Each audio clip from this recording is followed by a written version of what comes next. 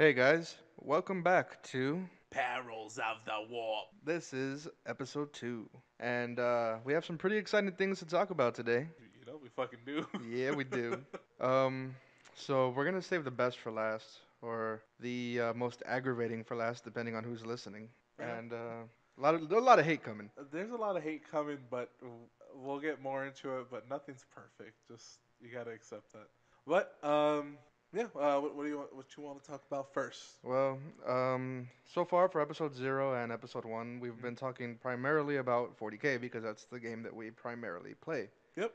Hmm. But I do want to make an honorable mention to Age of Sigmar and the new dwarves. What are they called? Um, the Uh, actual army? the Karshadon? I have no idea. Like The flying Car bitches. Cardin or some shit like that. You know what? I'll double check just so we can make sure of this. I'm gonna dub them the flying bitches, not to be confused with the flying bitch from episode 0. Wait, what flying bitch? Celestine. I know Oh, her name now. now you know her Now I name. know her name. So from now on, Celestine is Celestine, and flying bitches is the flying dwarves, whose name. Oh wait, I have it right here in front of me. What is it? It's Caradron. Yeah, you are better at pronouncing things than I would probably be. Um, I don't know. so, This is proper grammatical English here, and I speak American. and I barely speak American. They, from what I've heard, they're not putting out everything all at once. Apparently, from the book, there's like 6 HQs or the equivalent of HQs, characters, whatever, what have you.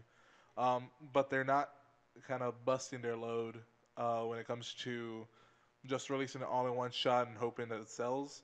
They're doing it really smart, where it's just like, yeah, this is we set out a good majority of the army, but we're still holding back some stuff that they want to space out, which is Well, good because they should not do that. yeah, I heard one thing that GW was upset about was like with Magnus and the whole Thousand Sons army and a whole Hmm. bunch of things that just came out all at one time for Hmm. and like all these things that you had to buy.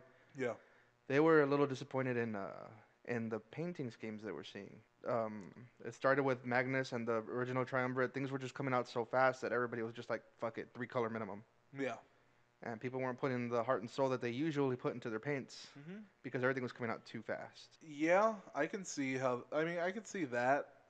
The other thing is just from I guess from a business perspective, it doesn't make a lot of sense if you're gonna be putting out thing after thing after thing and not having a little bit of a break in between, which they did. They had about what 2 or 3 weeks before the next release, something like that. Yeah, I mean, really, that's not that much of a break when everything's so expensive. Yeah, but I mean, a majority. I guess you can say a majority of their players have the extra available cash to throw into this game because it's neither game is cheap. Yeah, because I went pretty balls deep on Thousand Suns. I bought Magnus. I bought the new Lord of Change. I know. Uh, I already had 2 10-man units of Thousand Suns Hmm. from playing vanilla Chaos Space Marines. Hmm. You bought me the one of the new ones. Cousin Matt also bought me one of the new Rubric Marines. Yeah. And I have the new Aramon. So all of that came together pretty quickly. Yeah. I just recently picked up a unit of Scarab Terminators Okay. because you need at least one unit of Scarab Terminators to do one of the formations. Oh, okay. I Okay. still don't have any Zangors, and they're kind of not. I mean, they're kind of important to doing the Traitor Legion formations. Okay. Yeah. I mean, it's cool that like we knew like all this stuff was coming out like one right after another. It's just it's a lot to take in, and yeah, I can see how maybe GW, maybe not financially. I'm sure they did fine, but Yeah, in terms, nerds are gonna find money to buy oh yeah, nerdy for sure. things. Um, but I guess like in terms of like a hobby and them wanting to see people's progress, kind of things like that, because now they're doing the where you can have your model displayed on the website, or they did up until the recent announcements, which I don't know if they're still doing, but either way, yeah, there were people's like this month it's this and send us your best pics of this or whatever, and that's cool. I like that a lot. My painting is okay, but not good enough. Your painting's better than mine Oh by a long yeah, shot. Yeah, but I mean, it's not. I don't think if I submit it to a to GW or something like that, Or that White Dwarf. White Dwarf usually puts up yeah, pictures. I mean, I want to try to send something. You know, I mean, even if it doesn't get picked, it's definitely not gonna get picked if I don't try. like Wayne Gretzky said, you miss 100% of the shots that you don't try. Yeah, that guy. Woo! He was awesome. I'm assuming that's like an athlete or something. Hockey. Oh God, He's I probably like never would have known he's that. probably one of like the most like well-known hockey players. So even I'm surprised that you don't know Wayne Gretzky. Well, this is America, not Canada. Well, he is from Canada, but he doesn't live there anymore. Uh huh. Anyways, um, The Caradron Overlord's Aetheric Navigator. It's a HQ or a character mhm. in Age of Sigmar. That's coming out at $25, which is a pretty average Yeah, HQ blister pack price. You yeah. can't really be mad about that. It's a Well, nice looking model. actually, it's a little below, isn't it? Because most blister packs are usually like $30 and up. Like usually like 30 to 40 is kind of the price range for like like the blister pack. Yeah. Well, I mean, I So, know like Karn, the new Karn, uh, the fucking beautiful Karn, and the new Aramon. They came out at $40. The Tech Priest engines here is $30. yeah. But like a lot of the other stuff, Space Marine captains and librarians, and even the Shadow Huh. Seer and witches and Farseers, they're all around $20-$25. You're probably right. I think Belial was probably about 25.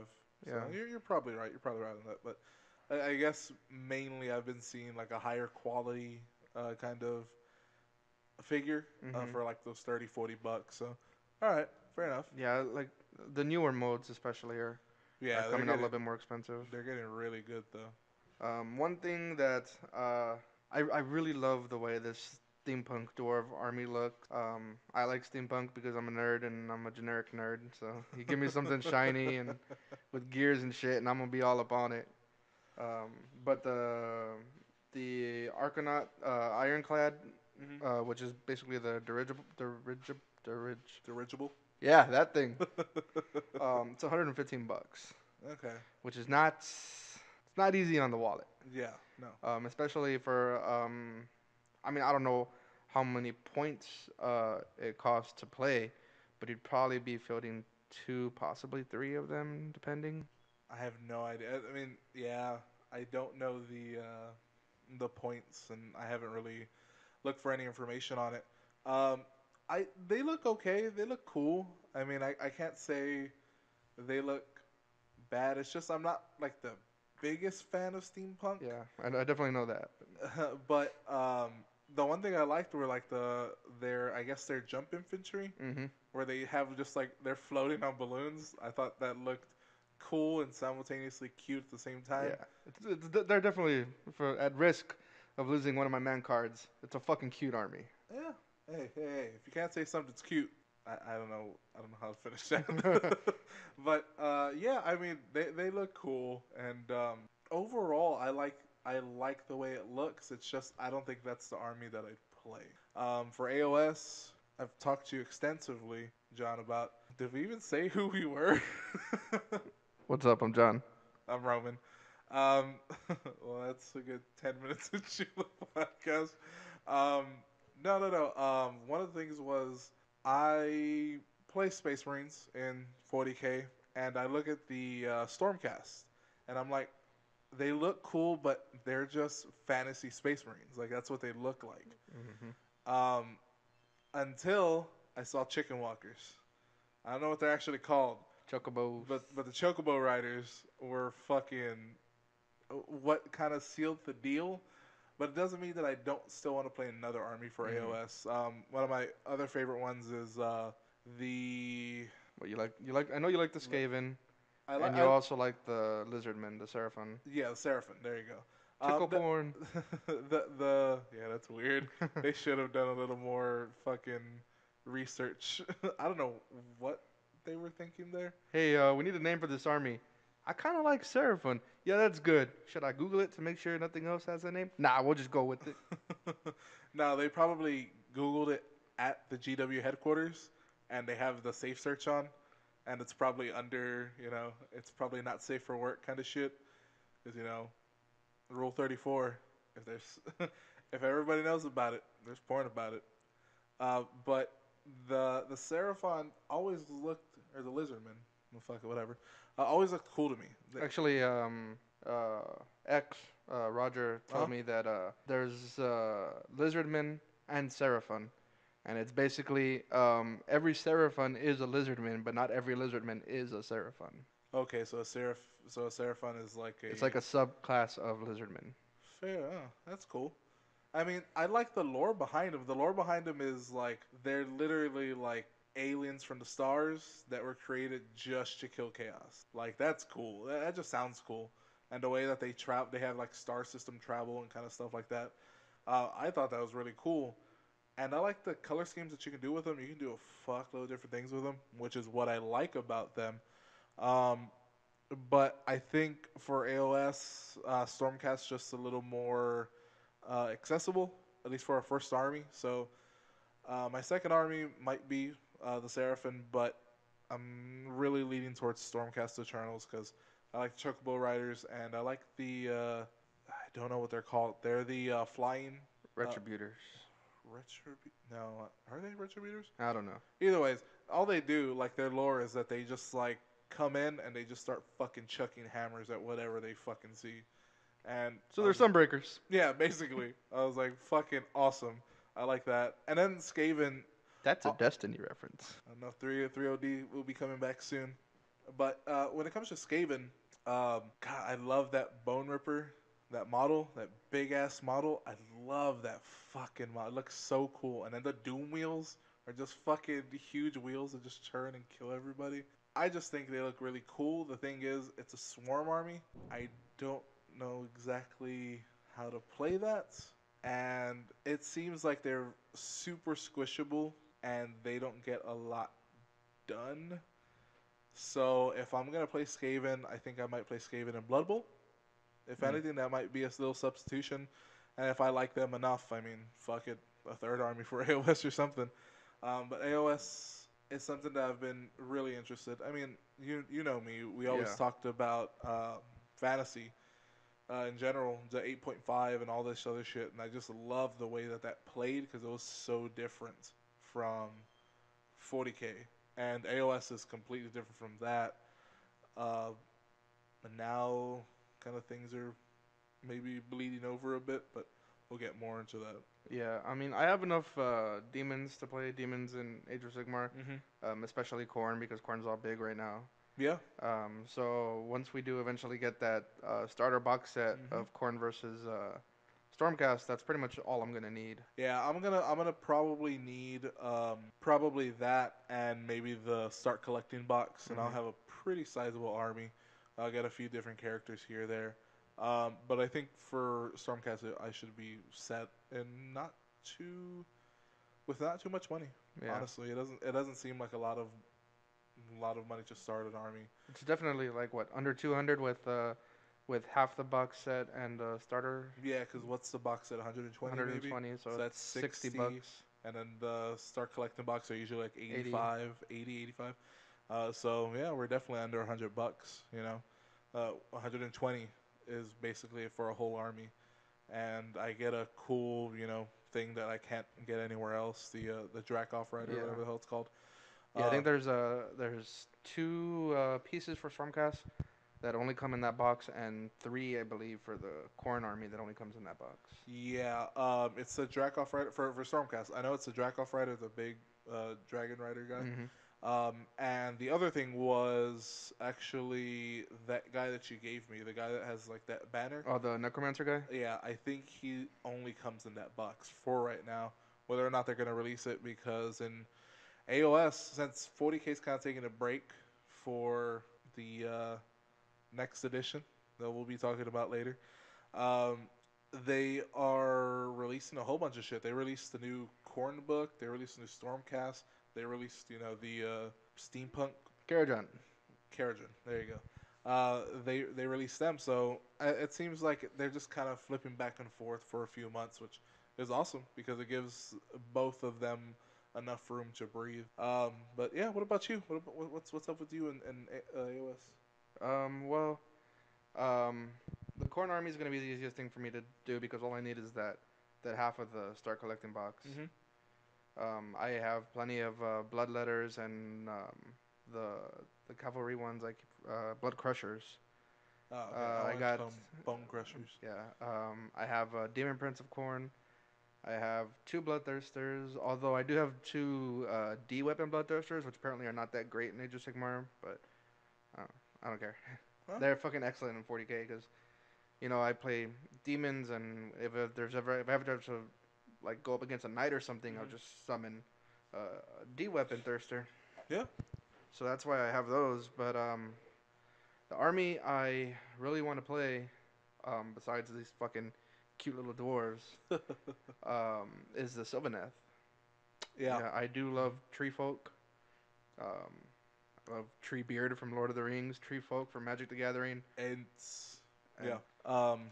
Yeah. I mean, I looked at that army and I was like, I remember when we both saw, it, I was like, dibs. I wanted to play it, but now I've seen other stuff and I'm like, they look cool, and I definitely at least want to help you paint some of them because they look awesome. But yeah. um, and like the lore behind them is actually really really cool.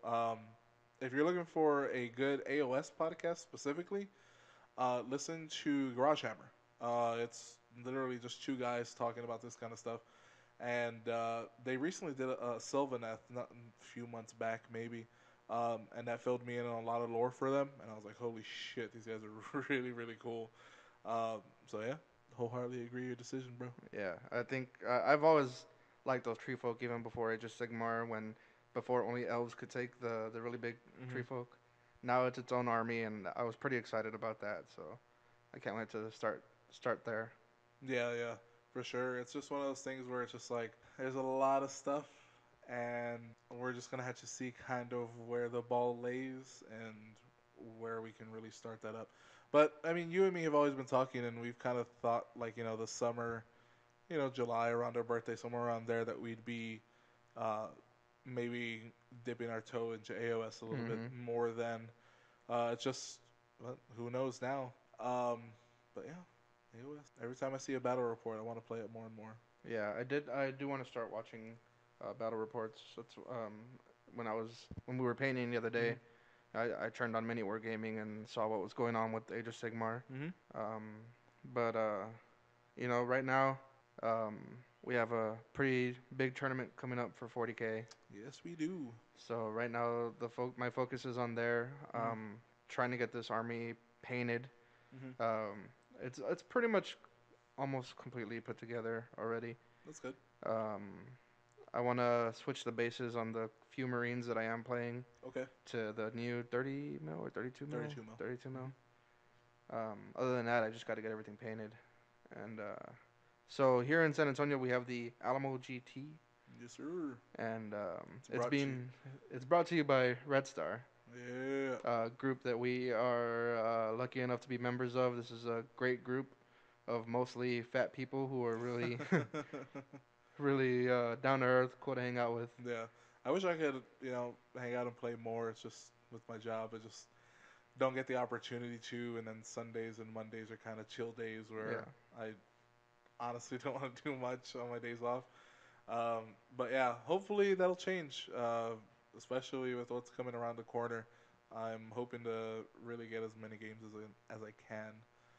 But yeah, when is the Alamo GT? The Alamo GT is right about 30 days away. It's May 22nd or 23rd, I believe. Okay, It's the weekend right before the Alamo City Comic Con. okay, nice. So we're between 25, 30 days away, Hmm. which definitely gives me enough time to get this army painted because I'm playing Iron Hands, which is mostly just black. Yeah. When it comes to my list, most of it's done. There's just a few parts I need to get. Hopefully, thanks to our buddy Trent, if you do listen, Hi, Trent. we'll be getting. I'll be getting a lot more when it comes to my Dark Angel stuff, and that's kind of what the focus is right now. Is the GT. I don't get to play much, so I'm not expecting to go very far. I'm not expecting really to even win one match, to be honest with you. But I am looking forward to having some fun And I guess at this time, we'll just go over my list and we'll see how that goes. And we'll go after you. You can go after if you want, Joe. So, thanks to trusty Battlescribe. If you do not have Battlescribe, I suggest you get it as quickly as possible. And don't bitch, because it's fucking free. I Yeah. hear too many people bitching about Battlescribe. Yeah, well, I mean, that's kind of the whole thing, huh? People just bitch Yup. about anything. So, Just enjoy things for what they are. they're giving you something free. First of all, it's free, and it gives you pretty much all the information that you need. Now, does it have mistakes? Yes, but again, it's free. You can't really argue with it. Uh, the name of my tournament list is just Churney because I'm lazy. But since it is 1850 and there's no real restriction in terms, well, there's some restriction in terms of army building, but it's not too strict, No, honestly. it's three detachments. Mm. Most of the restrictions don't pertain to us because some of them were like, don't bring big ass fucking titans, and it's like, well, I can't afford big ass titans, so Yeah, no problem here. yeah, I can't afford to spend $1,000 on something. But what I have right now is it's two. It's a CAD and the Ravenwing Strike Force. So we'll just go over the Ravenwing Strike Force. It is in the HQ. It is one chaplain with bolt pistol, the Crozius Arcanum, melta bomb, and he's on a bike, of course, because in the Ravenwing Strike Force you can have up to 3 HQs, but they have to be able to take bikes. For I have 4 fast tech slots, 2 Ravenwing bike squads. Uh, just kind of base. They're just having bolters. You also do have attack bikes on each of them, and those have heavy bolters, so a little more firepower there. I have the Ravenwing Dark Shroud Land Speeder, and that's with a heavy bolter as well. I do have a unit of land speeders, so it's 3 of them, with their main weapon being the Typhon missile launcher, and all with heavy bolters. So they're all the same. Don't have to really worry about that. And then that's pretty much all for the strike force. As far as a CAD goes, this is where I started kind of fucking around with stuff and trying to have fun. Still haven't tried it to see how it plays, but thanks to John, I'm able to do this. In the HQ slot, we have Celestine the Living Saint, and she's just 200 points. Really, no change there.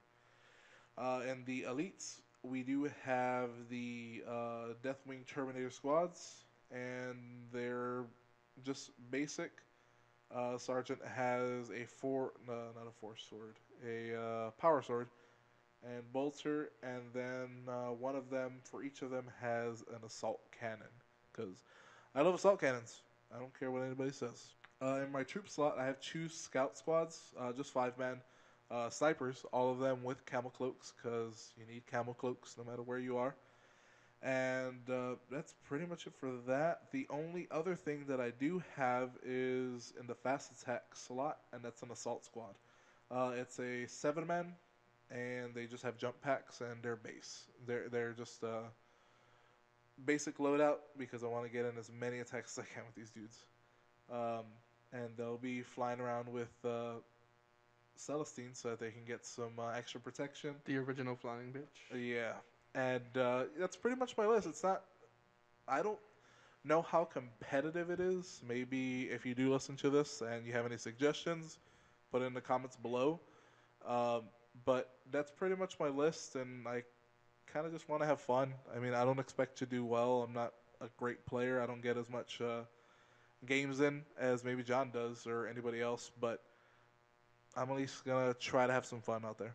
What about you, John? Yeah, well, that is one thing I'm lucky with is that I get out of work at noon Mm-hmm.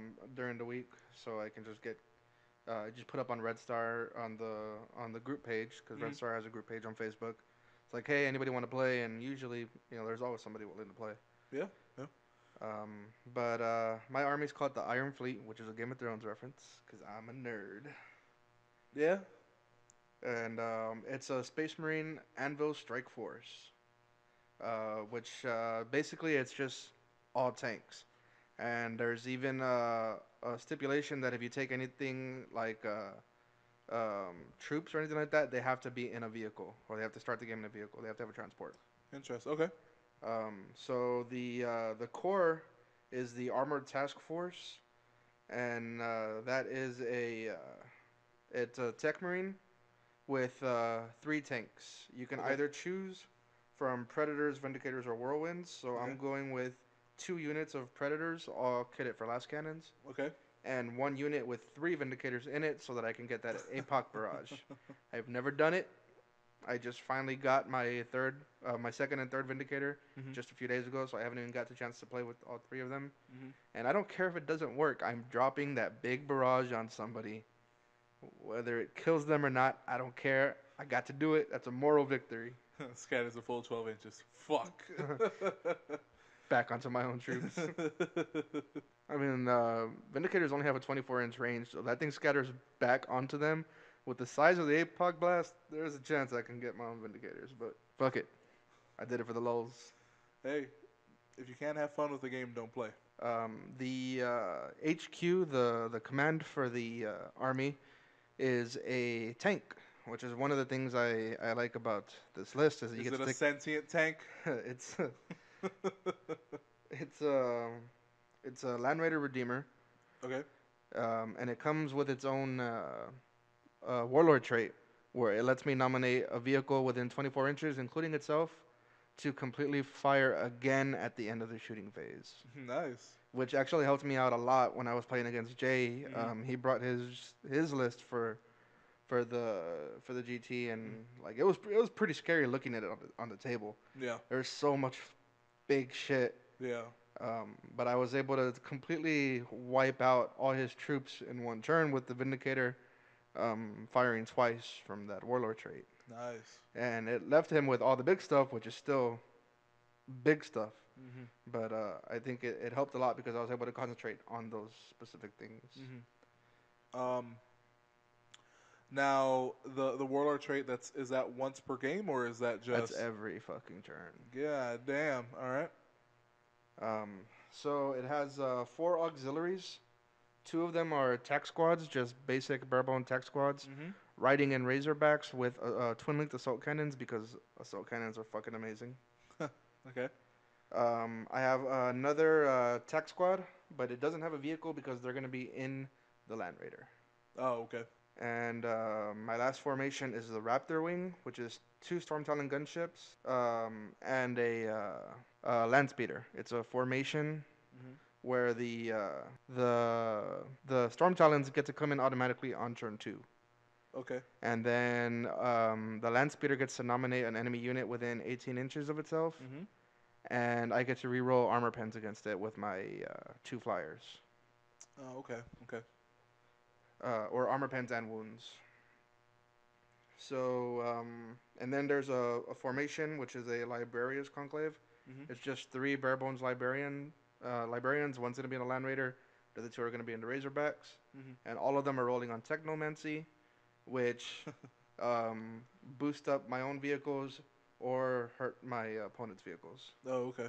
And they're just all level 1. Yeah, all Okay. level 1 bare bones. All of them are going to roll in Technomancy. I'm not going to get fancy with it and try to take all these different powers. The whole point of this army is just tanks, so everything's just focused on the tanks. You sure you don't want to play Astra Militarum or IG? I like Space Marines. All right, fair enough.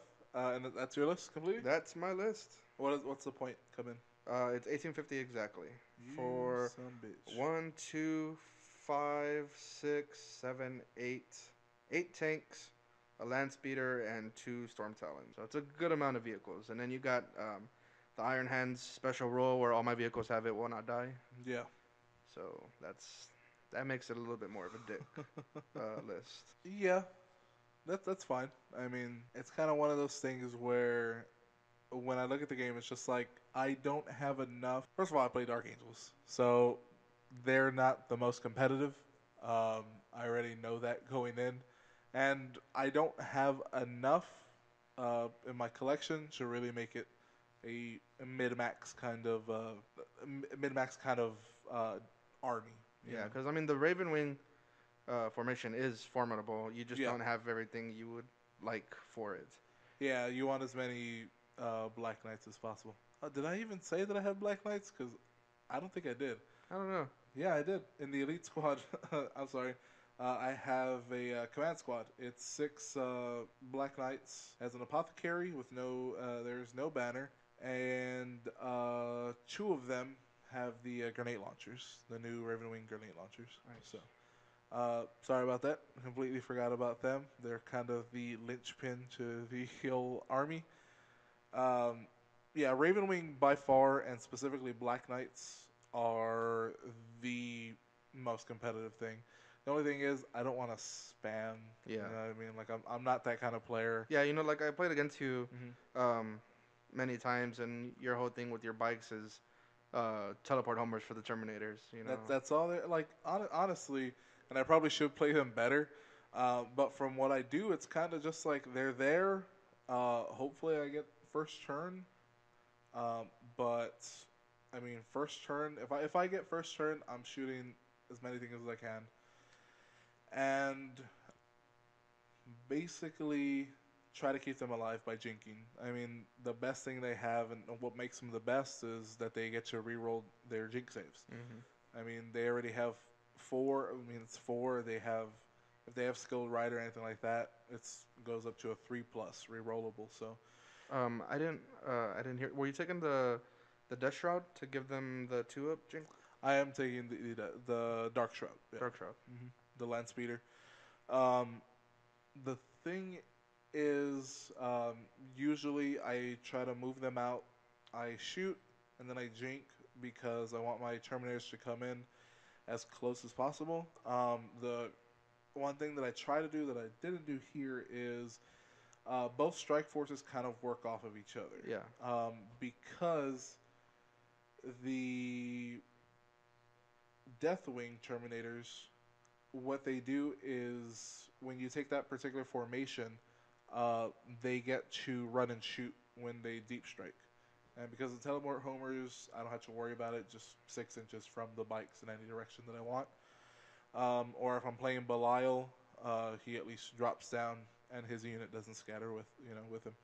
So it's Dark Angels. I know aren't super competitive. I know they probably could be with spam. It's just I don't play that way, and I've never been the cheese player. I've never been that. And this army that I built, or this list that I built, has some fun stuff because I've always loved assault jump packs. I've Hmm. always loved the jump pack infantry. The thing is, assault's not that great right now, so I thought of what I can actually take, and when I saw that I can take Celestine, and because of you, John, you have it. I'll be assembling her, painting her up, and putting her on the board. I just thought, that actually looks that would look cool. That would look formidable. Yeah. Uh, Not necessarily the Death Star of the Command Squad or the Black Knights, whatever, but possibly something to you know concentrate on while other things are kind of moving around and doing some other stuff. So And the great thing about it is Celestine is fluffy with your army. yeah, That's one thing me and you are very big on is fluff. yeah, I'm like, I'm I'm reading the Horus Heresy. You've read more books than I have, but I've been on Fulgrim for a while just because at a certain point it starts getting really, really slow. Hmm. It starts off really good, then towards the middle starts slowing down a lot. And that was one thing I was just like, man, do I want to go back to it? But I kind of pushed myself through it, and I'm in that last 100 pages. I'll probably have like 40 pages left. I'll probably finish it tonight, to be honest with you. And it's starting to ramp up. And then the next one is, Descents of Angels, which is all about Dark Angels. And I'm like, okay, cool. So I think my reading will pick up more than that. And I just love the fluff for Dark Angels. Even if everybody calls them traitors, I don't give a fuck. They're just awesome. Um, and yeah, that's one of the things that really does feed the way that I play. Maybe I'd be better as a narrative player, making campaigns, stuff like that. But I just have fun as much as I can. Yeah, and I know more and more people are leaning towards Lionel Johnson being the next Primarch. I mean, my fingers are fucking crossed. I've heard the rumors, you know what I mean? I'm really hoping that they have somebody like that because maybe it's my bias towards Dark Angels, but they seem to get fucked a lot. Like they don't have as much support as some of the other Space Marines. Even Blood Angels maybe have, which is another fucking army that I love. But Blood Angels at least has a lot of different things that you can do with it. More options. Yeah, it seems like Dark Angels are so, and it fits the fluff. Like they're by themselves. They don't let anybody really new come into their orbit. It makes sense, but it's very frustrating because I can't do anything else. You know what I mean? And I would love if my Primarch came back and is able to open up that kind of The distance between. yeah the distance or like the secrecy behind the Dark Angels because you just have to. I would like to see even in like in the books if there was like an interaction between uh, Bobby G and Lionel Johnson actually like talking about like what the fuck's going on because they're like the two like most stubborn, I guess you could say.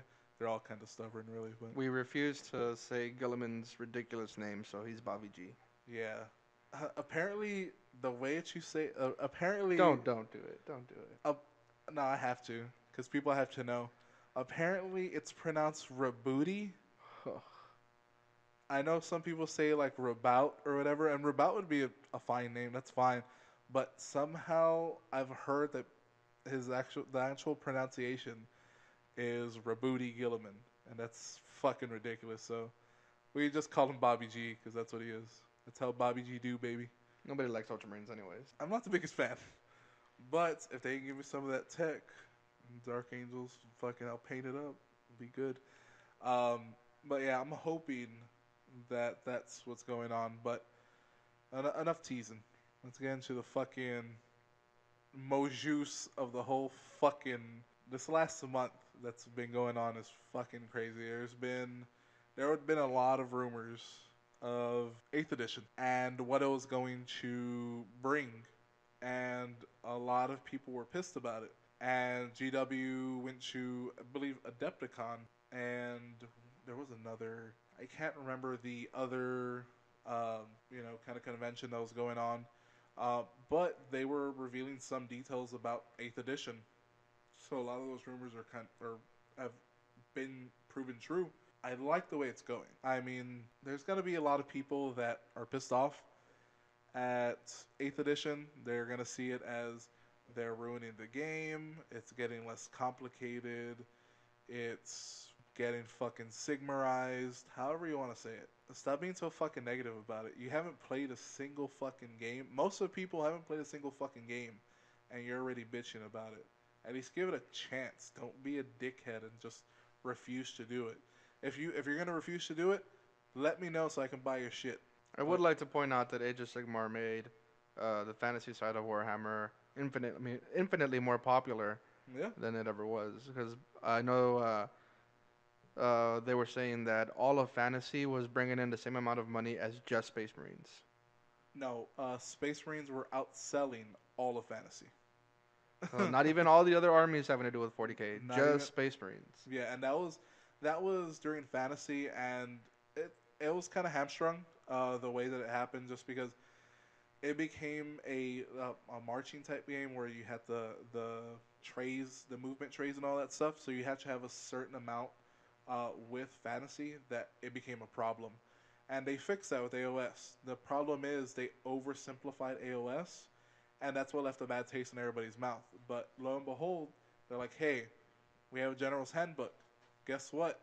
It gives you a point system. Hey, guess what? All your old models are going to be validated with this, and we're going to be updating it. They've already said, and it's pretty much been proven that they're going to make a general's handbook too for this summer. So they're already doing things to correct even the good step that they took. You know what I mean? The fact that AOS left a bad taste in everybody's mouth because they blew up the whole world, they took away all the fluff, whatever. The thing is, they forgot that people still want to play tournaments, and they didn't give you a valid point system. People started in the early days of AOS. I know they started doing wound pools, Yeah. and it was things like, oh, this has this many wounds. Okay, you can only have, I don't know, 50, 80 wounds in an army, whatever, and you just kind of go from there. And that was cool, but it still didn't have that kind of the point system. The point system is what a lot of people care about, and I'm glad that they fixed that. And because they fixed that, AOS has gotten infinitely popular, and is, you know, right where it should be. Honestly, it's fun. It's what else can you say about it? I mean, it's just gotten a lot more fun.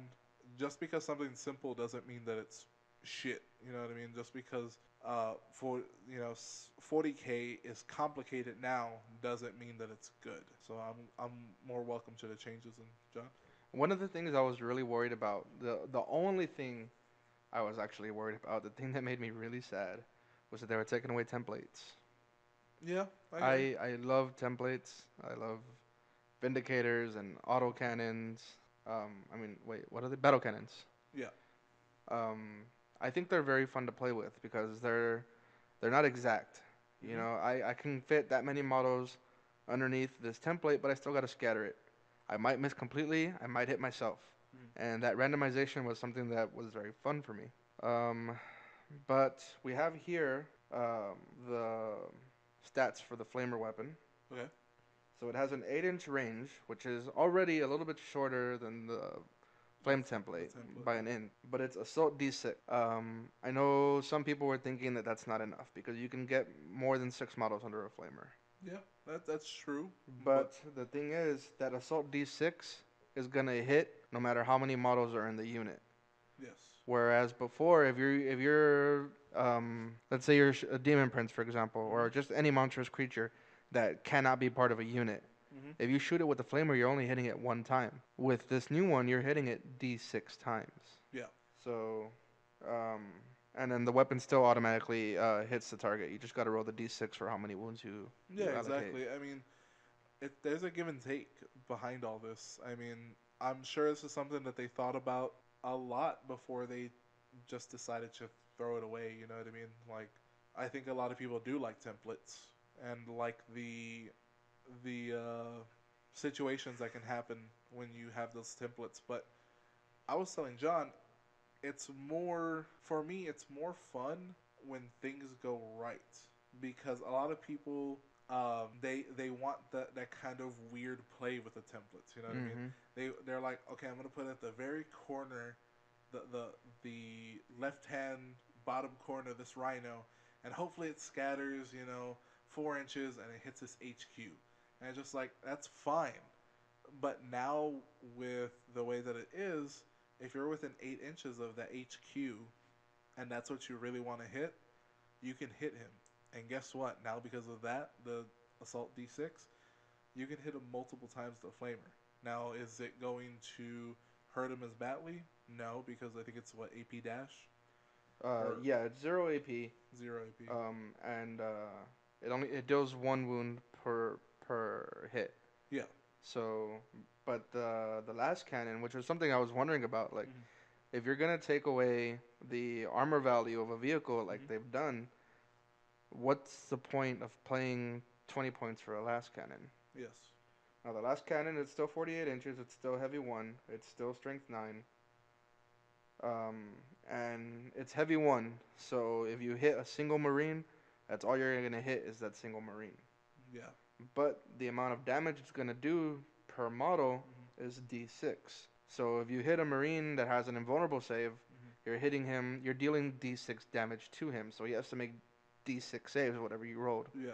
If you're hitting a vehicle, you're doing D6 damage to that vehicle. Yeah. So it's still making it a formidable weapon to take down super heavies and monstrous creatures and vehicles. Mm-hmm. So they're really trying here. You Yeah. can see it. And I'm not saying like don't take everything that I'm saying as like super positive. These things might not work and they might not be worth taking like Alaskan or something like that. The thing is 40K is kind of buckled under its rules. It's buckled under how many years have we been playing 7th edition? think it's been out for like 2 or 3 years, maybe. We've been blamed for 2 years now. I think we joined like maybe a year, so it's probably been out for about 3 years. There's bloat that happens with the rules. I mean, there's just so many things to keep track of that they're trying to simplify that, and I really do like the trying to simplify it because again, just because something's simple doesn't mean that it can't be complex. Just because they're making some small things easier to understand doesn't take away the strategy behind the game and how you have to place your models, everything like that. So it's not taking away that. It's just kind of simplifying like, hey, fucking templates, kind of a hassle. It was something else you had to buy. You don't have to buy that anymore. You just roll dice, and that's how many hits you get. Sometimes you're going to get lucky, sometimes you're not. It's kind of the way dice games go. So I'm pretty happy about that. I mean, even the stat lines that have been coming out um, for what is it for just regular uh, Space Marines? It's what 6 inch movement Yeah, now. they have a 6 inch movement. So now Yeah. you move according to your body type. Yes. You know, before a Marine and a Guardsman would both move 6 inches, which is done because a Marine's a fucking superhuman and a Guardsman's a regular human. Yeah. Yeah. I mean, even I saw like things like Terminators. They're moving 5 inches now because guess what? They have a lot more armor now. Yeah, they're heavier than a regular Marine. Yeah. They can't move as fast. Exactly. But And one of the things I did like yes. is they're now double wounded, Yes. which I thought they should have always been, because you gotta first break through that tank armor and then kill the Marine inside. Yeah, and that was always one of the things that kind of bugged me. I was like, man, Terminators are so cool, but they're not. A lot of people don't take them just because there's still one wound and it doesn't really matter. But do you have the stat line pulled up just so we can go Yeah. a little more in depth? They move 6 inches. Their weapon skill is 3 up. So now they're hitting on 3 ups Oh, instead of me finding out my weapon skill and then finding out your weapon skill and then looking at the chart. I'm now just hitting on 3 ups. yes, and these are Space Marines, or Yeah, just Space regular Marines. Space Marines. Same thing for ballistic skill, but ballistic skill has always been like that. You know, you always take Yes. your number, subtract it from 7. Mhm. That's what you're hitting on. So now instead of ballistic skill 4, where you got to subtract that from 7, now it's just ballistic skill 3 up. You're hitting Yeah, on 3 you're ups. hitting on threes. Yeah, Yeah, it's the same exact thing. They just made it easier for you to look yeah, at and exactly. understand. 3+. That's it. Strength 4, toughness 4, that hasn't changed. Mhm. One wound, one attack, um, another attack for charge, another attack for dual wielding. Mhm. That stuff isn't changing. Leadership 7, save 3 up. Yeah. One of the things that did change is armor value, like I Okay. mentioned before. Mhm. So now you have a Dreadnought who has toughness 7 instead of an armor value 12 to 13, Mhm. depending on the Dreadnought, and 8 wounds. Yeah. So, like, the last cannon, if it does damage, now you're going to roll a d6 to see how many wounds you do. Mhm. So I guess there's no more explodes, which means you can't just one-shot a vehicle anymore. I don't know. I guess not. Because, I But mean, oh man, the first time I took the pyramid vehicle for my Necrons, yes, it got, we were playing at Friday Night Fight, which was 2 rounds, or 3 rounds. 2 or 3 rounds for the night. I don't. I think it's 2. I want to say 2. Well, in every game I played, that thing got melted off the table on the first turn. It never got to fire a single gun. Yeah. So now, if that's something that they're doing away with, Mhm. now they have to get you down to 0 wounds to get you off the table. That means I'm actually going to be able to actually shoot with my Land Raider if I go turn 2, instead of just Yeah. having it melted or grav cannon off the table super fast. Yeah. I mean, one of the cool things I think with the Dreadnought now is that it has an armor save too. If you look at the stat line, I believe it has an armor It save. has a 3 up save. 3 up save. So that's fucking new. They've never had that. Yeah. I mean, and they're finding a way to balance it. I mean, Dreadnoughts have never been taken. I've taken them a few times in a list and kind of regretted every time that I took it because they don't do much. So I'm happy that they're getting a little bit rework, and that means that everything's getting rework. I know that they give you a little sample of what Bobby G is going to look like. Movement 8 inches, because he's a Yeah. Primarch. He's Yeah. better than a superhuman Marine. That's right, baby. Weapon skill 2 up. That's something we didn't have before. Before, you could never get better than hitting on a 3. Hmm. Now, Bobby G, and I'm assuming things like Berserkers Hmm. or the Knights that you play. What are they called? The Deathwing The Knights. Deathwing Knights. Hmm. Those things that are made for close combat should be hitting on something better than a Marine could regularly hit at. Maybe it depends. I mean, it's different with Bobby G because Bobby G can. Well, I mean, he's a Primarch. When it comes to my Deathwing Knights, they're still Terminators. You know what I mean? So they'll probably still have that. The Yeah, only but their weapon skill 5. They are weapon skill 5, which I don't think they're gonna really keep that. I think they're gonna be the same thing as a Terminator, like 3 plus. But what they might do with their weapons is more attacks, or maybe a rend, kind of thing, or I'm sorry, a penalty to your armor save, kind of things like that. Whether it's like a -1, -2, whatever. But I think that's something that they might do. Um, but it's possible. I mean, it's possible that berserkers and shit like that, since they are specifically made for that, that they would hit like that. But I don't think so because he's a Primarch, and I think they're trying to keep Primarch special. That's my theory at least. Yeah, well, he shoots on a 2 up also, which is Uh, Ballistic Skill 5, which he probably already had. hmm.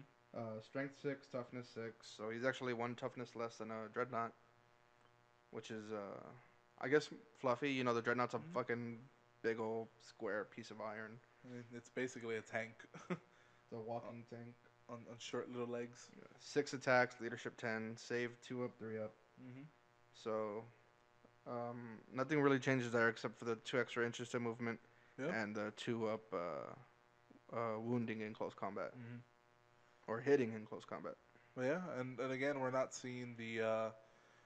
necessarily seeing his weapons. I think weapons are going to play a lot bigger role than what you see there. And then with Terminators, they're pretty much the same altogether. I believe they're movement 5, 3 up, 3 up, 4, 4, except wounds are 2 now. Um, and their saves are still 2, 3, 2, 5. 2-5. Yeah. So Terminators don't change, and I'm kind of excited to see what else they're gonna do. Now, one of the special things that happened today is that they gave you a little teaser of the Death Guard again, because they teased it before Adepticon that Death Guard's coming, but they never said anything past that. And I was kind of thinking, well, it makes sense that they would hold it for the actual release of 8th edition, and it seems like they are. It seems like there's going to be another box set, and it's going to be Death Guard versus Ultramarine. And it looks like the models for the Ultramarines are a bit bigger, so they're slightly taller, so that they have so they're kind of brought in line with, I guess, scale. So they scale better, which is really cool. I like that idea. And since I don't have too many, you know, tax squads themselves, I'm fine with rebuying those whenever they come out because I'm sure they're going to be available at launch. Um, we still don't know the actual date of 8th edition, but people are saying late May, early July. I think whatever, or July, June. June. I think a lot of people are saying July. July. Fuck. Why do I keep saying July? June 11th is kind of the big rumored date. The interesting thing is when they officially announced 8th edition, is there's not going to be codexes anymore, specifically. They said that 5 books would be made available. So I guess they're just putting all Space Marines into one big book. They could be putting Imperial, like the Imperium, into one big book. Um, Xenos, Xenos, however you want to say it, they could possibly be in one big book. So it's possible that you can have your Tyranids, your Necromancers, what the hell? Necrons. Um, what else is it? Eldar, Orcs. Orcs. Um, I think Tau. Tau. They're possibly going to be all in one book. You know what I mean? It's possible. We just don't know for sure. They haven't really said anything, and the rumor's saying again it's 5 books. Um, and apparently, the rules will not be made uh, available through a printed format unless you are at an official GW store, and supplies are very, very, very, very limited. Apparently, some people have said that there's only like 5 copies. So if you're not the first 5 people, you're not getting a physical copy of the 8th edition. They're saying that they're gonna be released, just through their website, whatever. Which I'm fine with. I would like to have a physical book, but they kind of did the same thing with AOS, where they didn't have a rule book. And then eventually they came out with a big ass rule book, so I'll just Yeah, wait. eventually there'll be a general's handbook for Yeah. 40K. Oh, not even General's Handbook. They actually have like a rule book that has a whole bunch of like in AOS they have a rule book and it's only like the 4 pages that they had, and then it's all the different types of battles that you can have, like the narrative kind of battles that Yeah. they give you suggestions for. So I'm sure they'll kind of follow that same thing. How do you feel about excuse me? How do you feel about them not having codexes? Um, I, I mean, do you really need codexes anymore? The majority of it is fluff, which, you've already gone through 2 Dark Angel codexes in the 2 years that we've been playing. Mm-hmm. And I'm sure the fluff in the second one was the same fluff from the first one. Pretty much. Very few things changed. Yeah. I mean, to play Chaos, I gotta have Chaos Demons, Chaos Space Marines, Corn Demonkin. Mm-hmm. That's 3 books that I'm carrying around. When it could just be a PDF on my phone or just a single book that has all of Chaos in it. Yeah. So I'm alright with losing the codexes because ultimately it's just the same fluff being reprinted over and over again with slightly different point values Mm-hmm. and maybe an extra unit or two that wasn't in a book before. So Mm-hmm. So yeah, I'm kind of wondering how they're going to really address that. How are they going to move forward? Is it going to be the way that we've kind of seen? Um, Honestly, we haven't had a codex update in a very long time, but these, you know, what is it, January through March, we had 3 different updates that offered a whole bunch more to the story, as well as some detachments and other things that you can take for different armies. So I think that's kind of the way they're going to move. They're kind of going to go like, yeah, here's these narrative books, and yeah, they're going to have new rules, and they're going to have, you know, some more fluff that we're going to progress the storyline a bit. Um, I'm excited. I want to see how they handle the fluff. That's one of my big things is how they handle fluff going forward, and really what else is going to happen. I mean, specifically for my favorite, chapter of Space Marines. Fingers crossed for my Primarch. I know one of the things that they did um, is they brought close combat up to a par level with shooting. Mm-hmm. Now all vehicles they're not assault vehicles. It's just you can assault out of vehicles now. Oh, okay. And if you charge, you go first, no matter your initiative. Okay. I mean, it makes sense. Yeah. You would have the drop on them. You'd be charging in as headstrong. So yeah, makes sense. Um, my only worry would be, and because I was talking to Trent about it a bit, he brought up the interesting point of if assault is going to be stronger again, if we're not going to kind of see what we saw before, where it was Blood Angels, Space Wolves, all these really uh, assault heavy chapters for Space Marines or just in general armies. If they're going to create a problem where maybe assault becomes the problem instead of shooting. Well, I mean, they've been trying to fix it for so long, and right now they're at the point where shooting overpowers assault. Yes. So if they bring assault up a peg and keep shooting the way it is, Mm-hmm. you're pretty much gonna have 2 even phases. Because as it is, if one of my units of Space Marines charges one of your units of Space Marines on turn 2, by the end of the game, those 2 units will probably still be locked in combat. Yeah, you're not wrong. You're not wrong on that.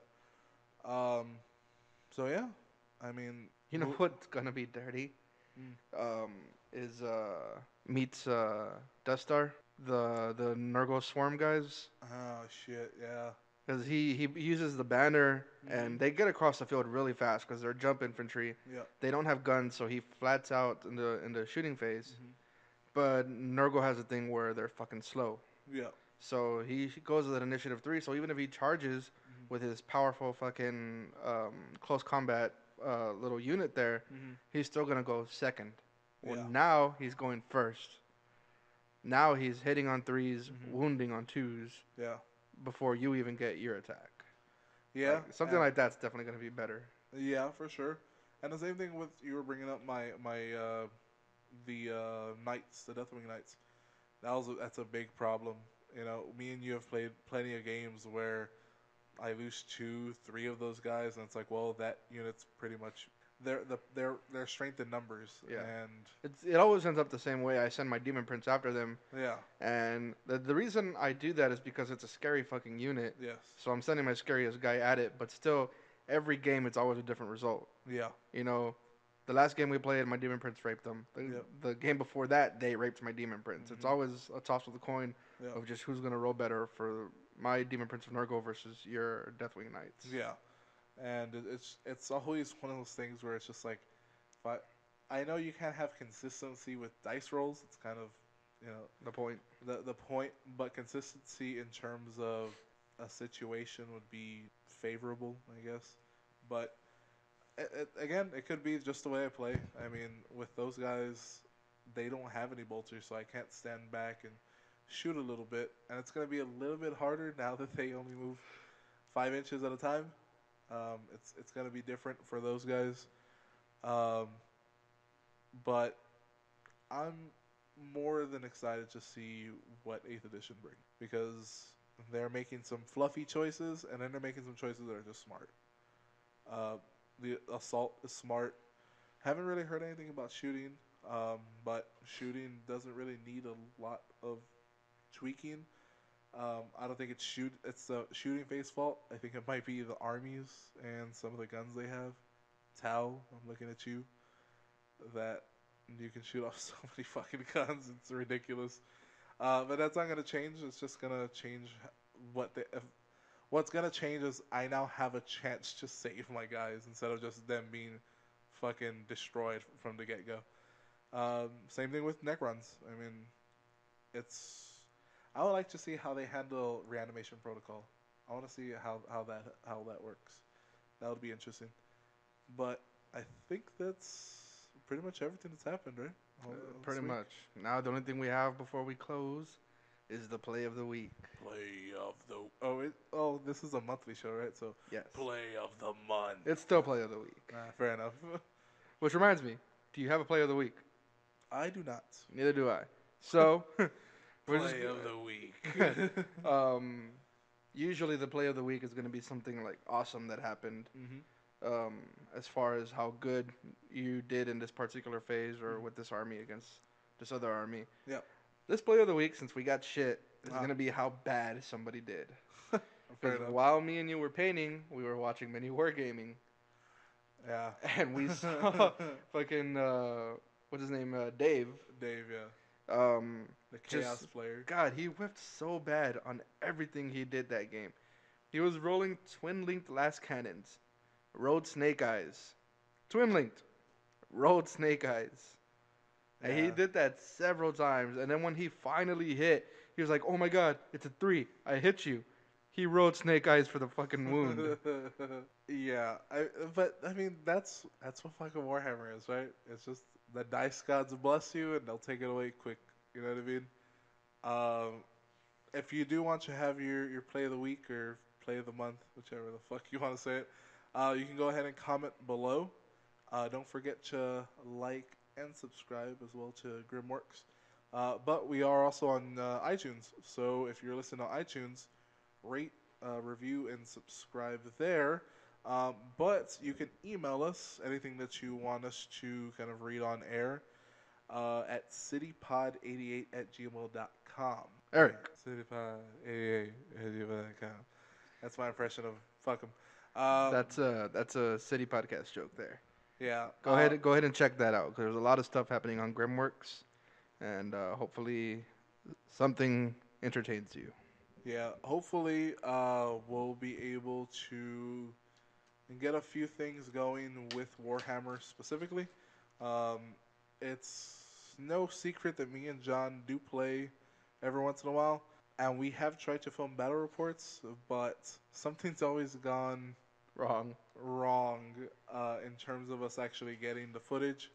So we're still trying to work out the kinks, and hopefully, in the next coming months or so, and hopefully more with Eighth Edition, we'll be able to do battle reports more frequently and do this podcast, once a month. But we'll have something for you Warhammer enthusiasts. I'm eating marshmallows. Yeah, it's annoying. I'm Uh, so hungry. I'm hungry as well. Man, I wish I had money. Anyways, yeah, just go ahead and email us citypod88@gmail.com, and in the title, just go ahead and write Warhammer or just 40K or something Warhammer related, and that's fine. I'll be able to pick it out and we can read it on air. But I would say until next time, We don't have an outro for we this still show don't have yet. an outro. It's kind of weird. I don't want to say Perils of the Warp again. I don't want to say that again. See you at the tower. Fuck it. No, no, no. There has to be something. Come on, let's brainstorm a little bit. We got a little bit of time. If you have any suggestions, comments below or email us any suggestions on an outro. Since this is Perils of the Warp, what can we say? You know what we should do? I'm gonna learn Latin so that we can have a Latin outro. But either way, Arum est potestas. I don't know what that is. It means gold is power. It's from the Artemis Fowl books. Oh my god! I thought, well, that's better than mine. I was like, is he quoting El Dorado? Fucking awesome movie. That's all right. But either way, thanks for listening and goodbye.